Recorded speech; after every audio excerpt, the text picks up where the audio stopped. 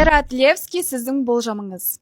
Қайрат Түркістанда ойнайды, қасиетті жер, енді әр уақыттар қолдайды ғой деген ойдамын. Қайрат командасы бірінші ойын өте тамаша ойнады, қорғанысқа жақсы, өте сондай сенімді ойнады. 92-ші минутта ма, соңғы бір 20 секунд қалғанда жіберіп алды ғой.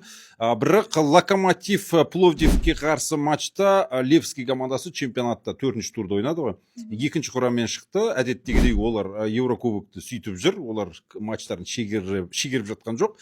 Және негізгі құрамдағы бізге ұнап жүрген осы қазақстандық клубтармен келісім сөз бастап жүрген Эвертон Бала деген футболшы бар, ол жерде шабуылшы.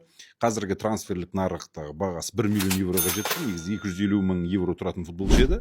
Және екінші ойыншы Сержиньо, ол да өте мықты футболшы. Және Окафлекс деген үшінші футболшы бар. Осы үшеуі де ойнаған жоқ Локомотив Пловдивке қарсы. Бірақ соның өзінде де Локомотив Пловдивті олар 2-0 есебімен жеңді Левский командасы.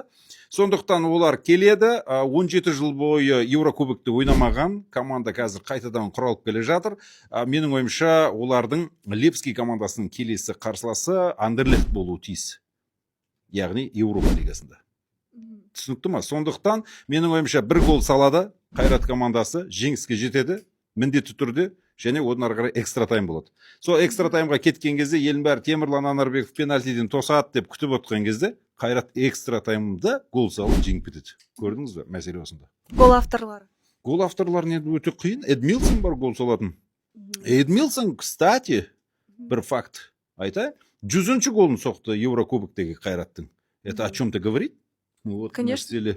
Сондықтан Эдмилсон қазір бабында, және Юккола деген футболшы бар. Жоржиньо жарақат алып қалды ғой, Қайраттың негізгі ойыншысы. Соның жарақат алып қалғанын жоқтатпай жүрген Юккола деген футболшы бар. Менің ойымша солардың біреуі гол салады. Легионерлер салады ғой, негізінен. Қазақстандық ойыншылар қорғанысқа жауап береді көбінесе. Солар сенімді болса, ары қарай легионерлерді алып кетеді. Менің ойымша Қайрат плей-офф сатысына өтеді де Грекияның АЕК командасына қарсыласады. Сонда сіздің болжамыңыз бойынша есеп 2-1 жалпы алғандағы есеп, иә? Келесі кезең өтеді деген. Жалпы матчты жеңеді 90 минуттың ішінде. Одан кейін тағы да бір гол салып келесі кезең өтеді. Түсініп тұрсың ба?